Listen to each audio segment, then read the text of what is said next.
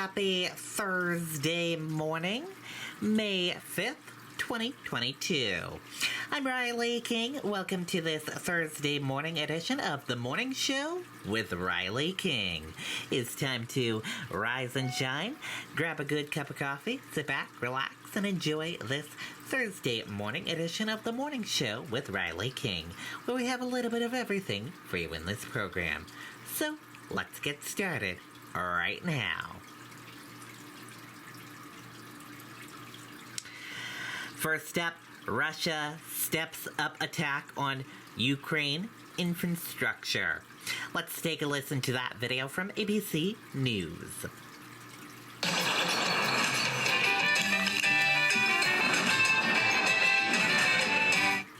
Russian forces stepping up attacks on that last stronghold in the besieged city of Mariupol and on critical Ukrainian infrastructure. Senior foreign correspondent Ian Pannell is on the scene there for us in Ukraine. Good morning, Ian. Yeah, good morning, Robin. No major land advances by the Russians, but Ukrainian officials say they do expect Russia to launch a major offensive from three directions in the coming days. But for now, as you say, it isn't the issue of what's going on the land, but it's those attacks from the air. This morning, Russia escalating attacks on critical infrastructure throughout Ukraine.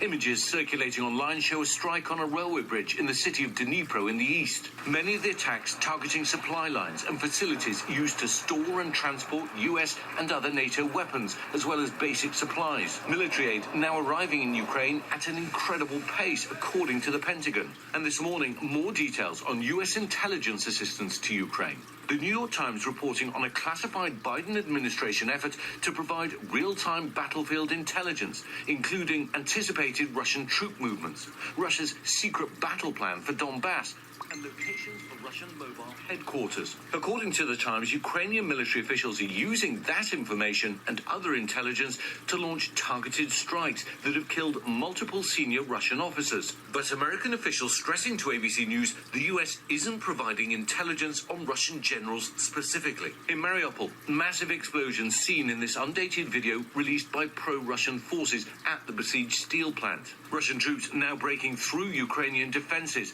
and are on the grounds of the plant. Ukrainian fighters set to make a final stand as up to 200 civilians shelter there. And across the country, Ukrainian officials accuse Russia of missile terrorism.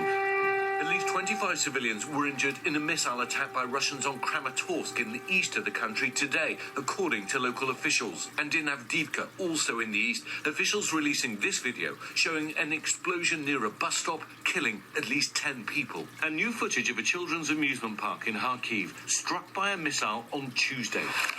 We filmed the aftermath. We're at the scene of one of the bombings inside Kharkiv. This is Gorky Park. This was a children's playground. You can see the Ferris wheel over there. There was a beer garden, a photo booth, even a child's playground. Luckily, there was no one playing there at the time. But Ukrainian forces pushing back, reclaiming villages outside of Kharkiv, pushing Russian troops back ever closer to their own border.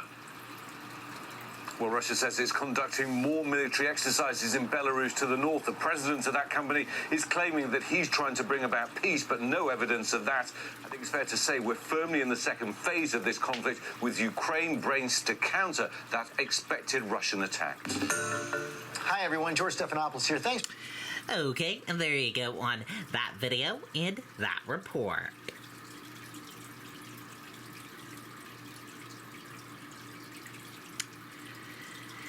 Amber Heard takes the stand in the Johnny Depp defamation trial. Let's take a listen to that video from ABC News. Johnny Depp defamation trial. Amber Heard breaking down on the stand as she testified that her relationship with Depp turned from a Hollywood romance to violence and abuse. TJ Holmes joins with more. Good morning, TJ. Hey, good morning to you, Australia. So much has been made of just how ugly the details have been in this trial. But Amber Heard started her testimony yesterday using words like remarkable, beautiful, magic, chemistry, and describing just how generous Johnny Depp was as they were falling in love. But the tone changed when she was asked this question. Do you remember the first time he physically hit you? Her answer, and I quote, "I will never forget it. It changed my life." I do. Actress Amber Heard on the stand for the first time in her defamation battle against ex-husband Johnny Depp. This is the most painful and difficult thing I've ever gone through. The Aquaman actress accusing Depp of physically and sexually abusing her, saying the relationship, which started with passion, turned to pain. He was also this other thing. And that other thing was awful thing that would come out and take over, and it was, you couldn't see the Johnny I loved. Alleging Depp's mood fluctuated depending on his drink or drug of choice. Johnny on speed is very different from Johnny on opiates. Johnny on opiates very different from Adderall and cocaine Johnny, which is very different from Quaaludes Johnny. She claims the abuse started when she asked him about his infamous Wino Forever tattoo, which was once an ode to ex-Winona Ryder. Heard saying Depp struck her 3 times. And I said, what does it say? And he said it says Wino. It says Wino. And I didn't see that. I thought he was joking because it didn't look like it said that at all. And I laughed. It was that simple. I just laughed because I thought he was joking. And slapped me across the face. I just sat there thinking, how much time do I have to figure out what I need to do? Because, God, did he just hit me? Millions have followed every moment online, and some are even making the trip to this Virginia courthouse to watch the stars' legal clash over a 2018 Washington Post op-ed in which Heard labeled herself a public figure representing domestic abuse. Depp was not named in that op-ed, but he's suing for $50 million, claiming his career suffered. Heard countersued for $100 million, claiming Depp was abusive, allegations he denies. Heard is going to be back on the stand today, and people have been lining up outside the courthouse trying to get a seat inside, fans. And this, of course, involves 2 Hollywood stars. But advocates for domestic abuse survivors are concerned about something like this playing out in front of millions and want to remind this is not for your entertainment. We are hearing very serious allegations of domestic violence, Robin, and they're concerned about the impact it could have on domestic abuse survivors choosing to or not to come forward. And thank you, TJ Holmes, for bringing that very important point up. We're going to bring in our chief legal analyst, Dan Abrams. We heard her on the stand. How important her testimony? It's critical. And when you talk about domestic abuse, remember, he's saying he's a victim of domestic abuse. Up to this point in the case, he has testified. He has said he never hit a woman in his entire life. He says he was the victim here. Now, we hear from Amber Heard on the witness stand, who says not only was she a victim of domestic abuse, but she was a victim multiple times. Remember, as a legal matter, if these jurors believe even one instance of domestic abuse, it doesn't have to believe all of them, then I don't see how he possibly wins the case. So it's a critical moment. And she spoke about his alleged drug and alcohol abuse in other incidents, and you say that's relevant. It's incredibly important because if the jurors believe that he was so drunk or so high on drugs that maybe he doesn't remember, that could provide an answer for why does he think he didn't do it? And yet her testimony may seem credible. And the jurors could say, well, you know what? He was so drugged out. He was so drunk all the time. Maybe that provides an explanation. It also sort of sullies him up, right? There's a lot of testimony about really bad behavior by Johnny Depp. And that's not going to help him either in the guilt phase or if somehow he wins this case in terms of damages. So the drug and alcohol, very relevant for both those reasons. You set the bar pretty high. They said he only has to convince they only have to convince the jurors of one incident. So can Johnny Depp win this case? It's a hard case to win. As a legal matter, and she made this point on the witness stand, she's like, I'm being sued here. She's the defendant here. It's not 2 people. I mean, she is countersuing him, but in the context of this lawsuit, she is the defendant here. So he has to prove that it's not true. And remember, as TJ pointed out, she didn't mention him by name in the op-ed piece. That makes it another thing that makes this a very difficult case for Johnny Depp to win. Okay. Dan Abrams, thanks very much. Well, hey there, GMA fans. Robert. Okay, there you go on that video and that report. And we will keep you updated on this story as things unfold and stuff.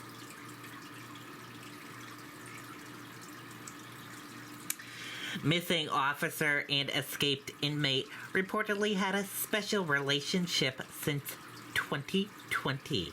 Let's take a listen to that video from ABC News. A family vacation in a Verbo means leaving all the craziness behind. Well, maybe not all of it. Crazy feels...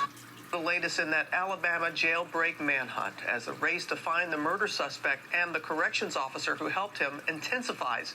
We're learning new details this morning about what authorities call a special relationship. Eva Pilgrim is there in Florence, Alabama with more. Good morning, Eva.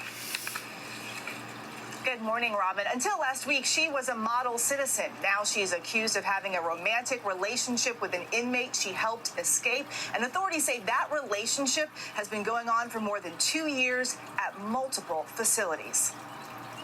This morning, new details about the relationship between a jailhouse supervisor and a capital murder suspect, the couple now on the run for 6 days. A relationship did exist. To what extent and how long that relationship has gone on, I don't know that. But definitely they are working together. Investigators discovering the two had a special relationship that started when he was an inmate at the facility in 2020. The sheriff confirming the corrections officer visited Casey White in state custody over the course of 2 years. Authorities now looking through the two's communications. A nearly week-long nationwide manhunt for the pair. Friday, Vicky White seen on this security video walking Casey White out of the facility and putting him in the backseat of her patrol car before driving away. Authorities say this gas station surveillance video shows the pair in the patrol car 8 minutes after leaving jail en route to their getaway car, this newly purchased 2007 Ford Edge.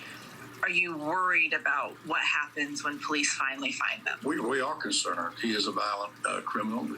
He does have weapons, and so we're absolutely concerned for the safety of law enforcement, for the public. The veteran officer recently selling her home and 4+ acres of land for just over $95,000 at auction, well below value. Overnight, a fellow corrections officer in the community, Sherry Brown, telling ABC News that she is shocked by the events, but believes Vicky was a good person under enormous pressure. For us women, it's really hard for us correction officers to keep these people in control and in line. The sheriff announcing that Vicky White is no longer employed by his office. Her retirement paperwork was not completed when she disappeared. Michael. All right, Eva. Thank you. Well, hey there, GMA fans. Robin. Okay, and there you go on that video and that report. Very interesting story there.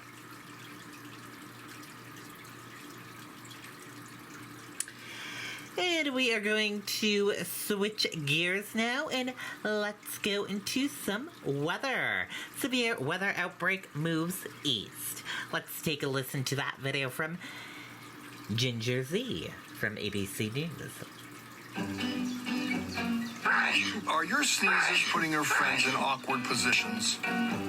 Stick with Zyrtec. Zyrtec starts working hard at hour 1 and works twice as hard when you take it again the next day. Zyrtec, muddle no more.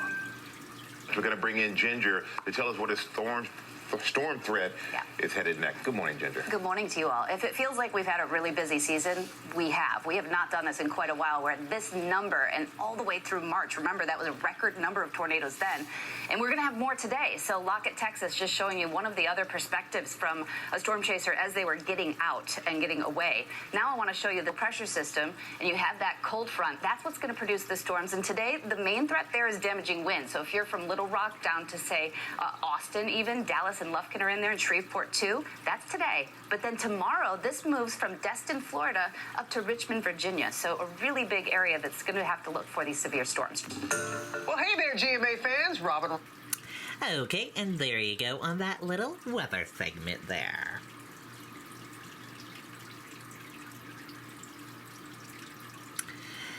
And let's take a look at the weather across the United States for today. In Boston, 66 degrees. New York City, 72 degrees. Washington, D.C., 69 degrees. Atlanta, 88 degrees. Jacksonville, Florida, 93 degrees. Tampa Bay, Florida, 91 degrees. And Miami, Florida, 84 degrees. New Orleans, 89 degrees. Dallas, 76 degrees. Phoenix, 95 degrees. Los Angeles, 79 degrees. Las Vegas, 95 degrees. And San Francisco, 61 degrees. That is a look at the weather across the United States for today. And let's switch gears now. And let's take a look at this. Harry Styles to perform live on Today Plaza on May 19th. Let's take a listen to that video from NBC News. This is awesome. Guys, if you didn't hear it last half hour, give it to us again. it's big. 2 weeks from today, right here, Harry Styles on our plaza, kicking off our City Summer Concert Series. You know, you have to make the Hall of Fame, it has to be 25 years after your debut album. So Harry's first album came out in 2017. Okay. So arguably, as a solo artist, Harry would get in the Rock and Roll Hall of Fame in the year, 2042. Okay, good math. You'll be a first You looked on StubHub. How much your tickets going? About $12,000 for 4 tickets. To the concert, not to the plus free. Watch the Today Show 2 weeks from today. Come on down. Turn out. It's going to be awesome. Today.com/Harry Styles for all the info. Okay, there you go. Very cool indeed. May 19th. Wow. Cool, cool, cool.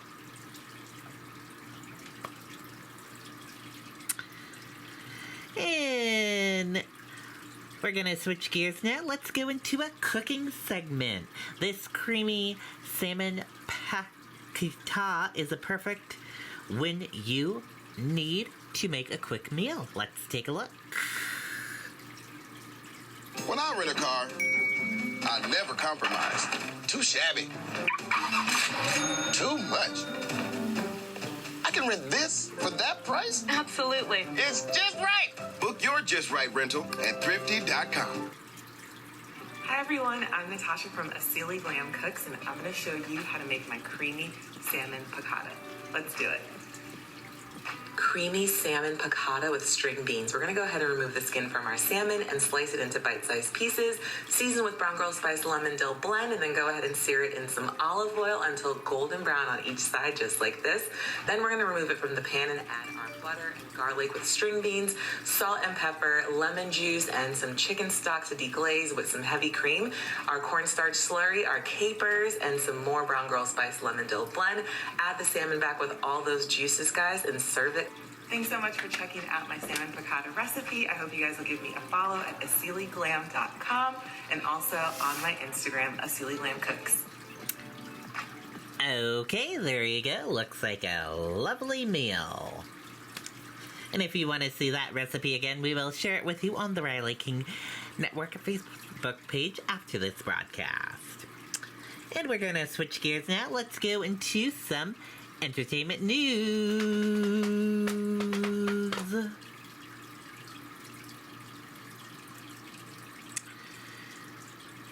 And in your entertainment news, Wendy Williams makes a rare appearance at the Met Gala after party. Let's take a listen to that video from Entertainment Tonight. How you doing? Wendy Williams is out and about and looking good. We've got a lot to talk about. The talk show host, who has been under the radar for the last year due to ongoing health issues, resurfaced in New York City at Cardi B's Playboy Met Gala after party with media personality Jason Lee. Wendy looked vibrant in a colorful layered dress with matching sneakers and a diamond-encrusted W pendant and necklace to complete the look. And Jason looked dapper by her side in a tuxedo. Yo, came to New York for the Met Gala, but I wasn't gonna come outside without the sexiest date in New York City. To commemorate their time out, Jason shared this video of Wendy, all smiles in bunny ears, to Instagram. How you doing? During her night out, the talk show host, who seemed to be in great spirits, also doubled down on her return to TV by telling TMZ that she plans to be back as host on The Wendy Williams Show in the fall. This comes after Wendy's rare outing at a dinner last month in New York City, where at the time, a source told ET that she was discussing getting back to work by way of making a big comeback on TV. But also last month, it was announced The Wendy Williams Show is coming to an end. And Sherry Shepard, who's been one of Wendy's many guest hosts since last fall, is set to have her own talk show titled Sherry. On top of her TV comeback, another priority for Wendy is accessing her frozen accounts from Wells Fargo and getting her money back. Please let me have access to my money. This is not right. And again, this is not fair. As fans may recall, Wendy is in an ongoing battle with Wells Fargo and her former financial advisor, who she claims is keeping her from her millions. And in true Wendy fashion, she wanted to let her supporters know what's really going on. Lori Schiller and Wells Fargo have this guardianship petition about keeping me away from my money. This is not right. And you know this is not fair. Wells Fargo previously alleged the 57-year-old star is an incapacitated person who needs a guardianship and can't access her money. But a resolution might be on the horizon. A source tells ET her focus at this time is regaining access to her finances, which she believes will happen really soon. As for now, Wendy is slowly but surely getting back into the New York City life.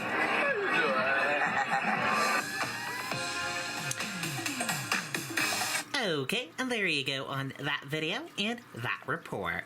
And that does it for this Thursday edition of The Morning Show with Riley King. Thank you for tuning in and watching. Have a great rest of your Thursday. Bye now.